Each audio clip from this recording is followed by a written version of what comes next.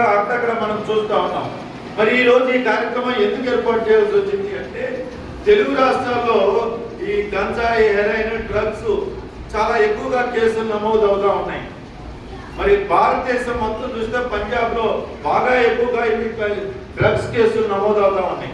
మరి ఎందుకు మీ నారాయణ స్కూల్లో ఇక్కడ ఎవరికి అలవాటు లేకపోయినా ఎందుకు ఈ టైంలో డిఎస్పీ గారు నసరాపేట నుంచి వచ్చి ముగ్గురు ఎస్ఐలు మేడం గారు మీరందరూ కూడా కూర్చొని వింటున్నారంటే తెలిసి తెలియక ఇట్లాంటివి కనుక నేరాలు ఎదుర్కొంటే బంగారు భవిష్యత్తు పాడవుతుంది.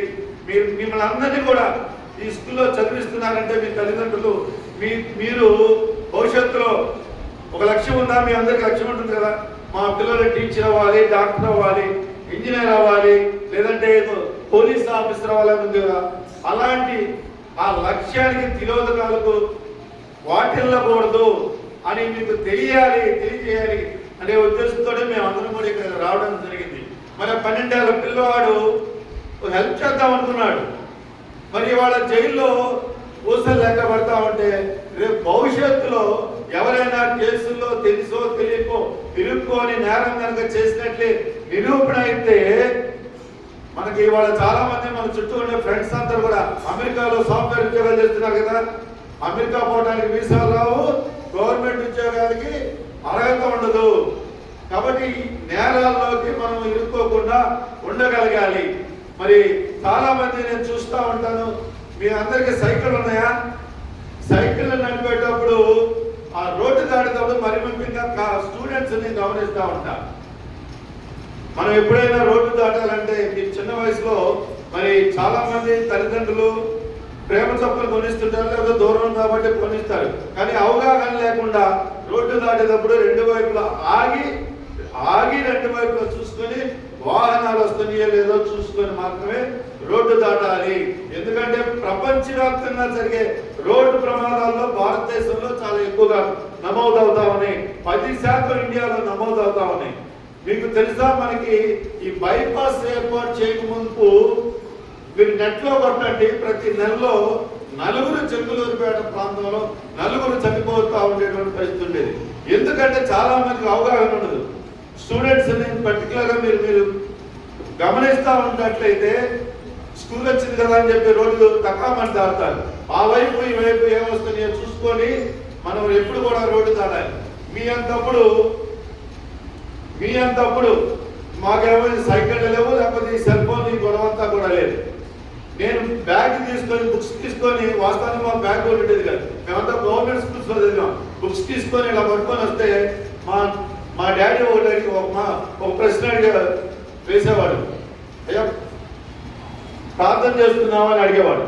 చేస్తున్నానంటే రెండో దాని నుంచి సూచన ఉండదు. రెండోది, రోడ్డు దాటేటప్పుడు 2 వైపులా చూసుకొని దాడి ప్రతిరోజు చెప్పేవాడు. కాబట్టి వాళ్ళు మనకి 6 రోడ్లు 6 లైన్ వచ్చింది కదా, 4 లైన్ వచ్చింది. గతం మాదిరి కదా వాళ్ళ ట్రాఫిక్ వెళ్ళిపోయింది.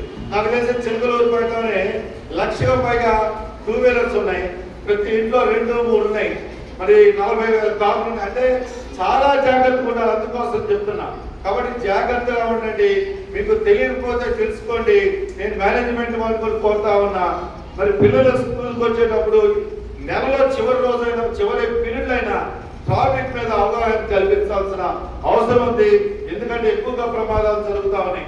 ఒక 10వ తరగతి అబ్బాయి లాస్ట్ ఇయర్ 10వ తరగతి పరీక్షలు రాసి ఎంఆర్ ఆఫీస్ ఎదురుగా, అంటే 10వ తరగతి అబ్బాయి మోటార్ సైకిల్ వేసుకొని వచ్చాడు. తల్లిదండ్రులు ఇబ్బంది పెట్టి మోటార్ సైకిల్ డ్రైవ్ చేయకూడదు. ఎందుకంటే మైనర్లు ఎవరు కూడా 2 వీలర్ మోటార్ సైకిల్ ని డ్రైవ్ చేయకూడదు. ఎందుకంటే లైసెన్స్ లేకుండా. అలా మోటార్ సైకిల్ వేసుకొని వచ్చి ఎగ్జామ్ రాసి ఎంఆర్ఓ ఆఫీస్ పోతువేడ దూరంలో ట్రాక్టర్ కింద పడి చనిపోవడం జరిగింది. తల్లిదండ్రులు ఎంతో ఆశతో పెంచుతారు కదా, పిల్లల్ని పువ్వుల్లాగా చూసుకుంటారు. అటువంటి వాడు మరి అబ్బాయి ఏడిపించాడనో లేకపోతే ఇంకోటనో ఇబ్బంది పెట్టారనో బళ్ళు ఇచ్చినట్లయితే వాళ్ళ ప్రాణాలకే ముప్పు వాటిల్లే అవకాశం ఉంటుంది. కాబట్టి మీరు అందరూ కూడా గుర్తుంచుకోవాలని. మరి వాళ్ళ ప్రధానంగా సెల్ ఫోన్లు చాలా సమస్య. వాస్తవానికి మేము చదువుకునేటప్పుడు ల్యాండ్ లైన్ ఫోన్ కూడా మాకు లేవు. అది తెలిసి ఇక్కడ టీచర్లు కూడా చాలా మందికి ఆ అనుభవం ఉంటుంది. కానీ వాళ్ళ సెల్ ఫోన్లు మరి తల్లిదండ్రులు ఇబ్బంది పెట్టైనా సరే ఇంటికి వెళ్ళిన తర్వాత ఆ ఫేస్బుక్, వాట్సాప్, ఇన్స్టాగ్రామ్ ఇవన్నీ కూడా చూస్తూ ఉన్నారు. మరి చదువుకునే పిల్లలుగా వాస్తవానికి ఎక్కువ సమయం వాడి మీద కేటాయించినట్లయితే మీరు లక్ష్యాన్ని చేరుకోలేరు. మీరు అందరూ వాళ్ళు గుర్తుంచుకోవాలి. చాలా మంది ఇక్కడ మేము అడిగామనుకోండి, మీ లక్ష్యం ఏంటంటే మీరందరూ లేచి తలా ఒకటి చెప్తారు, కానీ కొద్ది మంది అచీవ్ చేయగలుగుతారు. ఎందుకంటే వాళ్ళు ఆ సమయాన్ని వాటి కోసం కేటాయిస్తారు కాబట్టి. సెల్ ఫోన్ వల్ల జరిగే నష్టం మీరు మేడం గారు చెప్పారు. సహజంగా మనకు ఫ్రెండ్ రిక్వెస్ట్ వస్తుంది, మీరు అందరూ ఆడపిల్లలు కాబట్టి ఏ గాయత్రిను లక్ష్మీను స్వప్న అని చెప్పి మీకు ఫ్రెండ్ రిక్వెస్ట్ పెడతారు. మీరేమనుకుంటారు, ఎవరో మా వయసు స్టూడెంట్ అని అనుకుంటారు. అవునా కాదా? ఫోటో కూడా చిన్నపిల్లలు తీసి పెడతారు.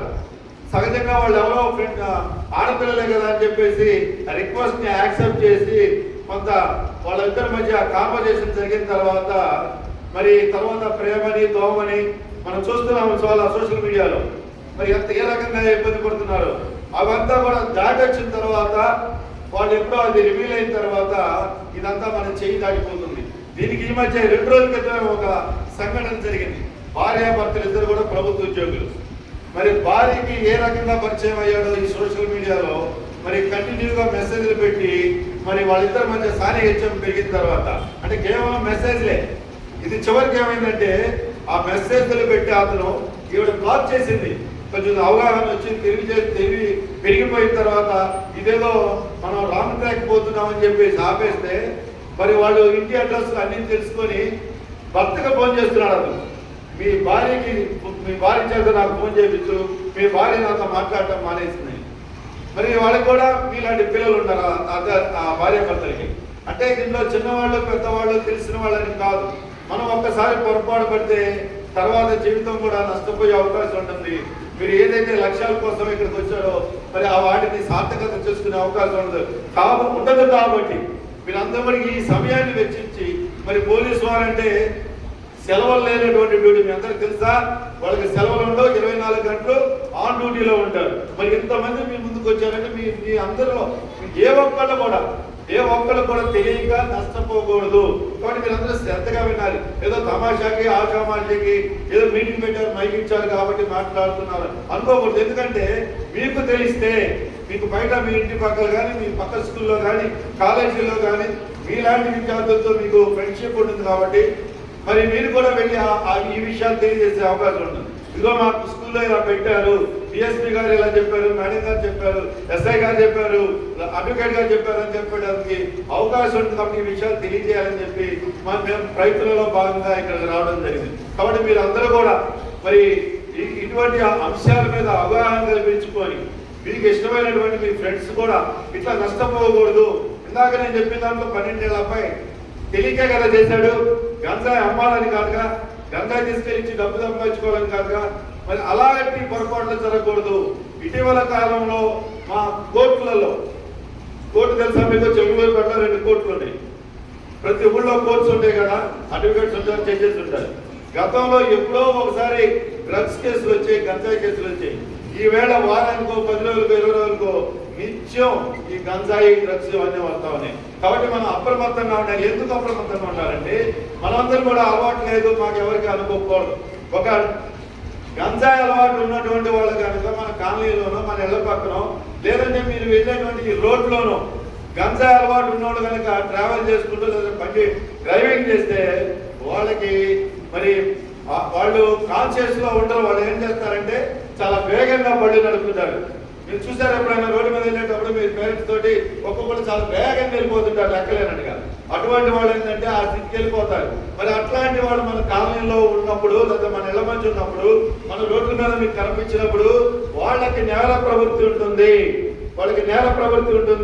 ఆ నేర ప్రవృత్తి ఆడపిల్లల్ని ఏడిపించడం కానీ ఎండబట్టడం కానీ వేగంగా వచ్చి గుద్దడం కానీ ఇలాంటివి జరుగుతాయి. కాబట్టి మనకెందుకు అనుకోకూడదు, మన చుట్టూ ఇలాంటి వాళ్ళు ఈ డ్రగ్స్ అలవాటు ఉన్నటువంటి వాళ్ళు ఉన్నట్లయితే ఇక్కడ అన్ని కూడా టోల్ ఫ్రీ నెంబర్లు ఇవ్వడం జరిగింది. మీరందరూ కూడా అవి శ్రద్ధగా నమోదు చేసుకొని మరి మీ స్థాయిలో మీరు కూడా మరి అధికారులకు కనుక తెలియజేసినా, మీ పెద్దవాళ్ళకి తెలియజేసినా, మీ పరిసర ప్రాంతాల్లో ఉండేటువంటి పోలీసు విభాగానికి తెలియజేసినా చర్య తీసుకునే అవకాశం ఉంటుంది. కాబట్టి మరి మనం అందరం కూడా అటువంటి బాధ్యతాయుతమైనటువంటి పౌరులుగా ఉండాలని చెప్పి మిమ్మల్ని అందరిలో కూడా కోరుకుంటూ మీ అందరికి కూడా ఉజ్వల భవిష్యత్తు ఉండాలని కోరుకుంటూ సెలవు తీసుకుంటా ఉన్నా.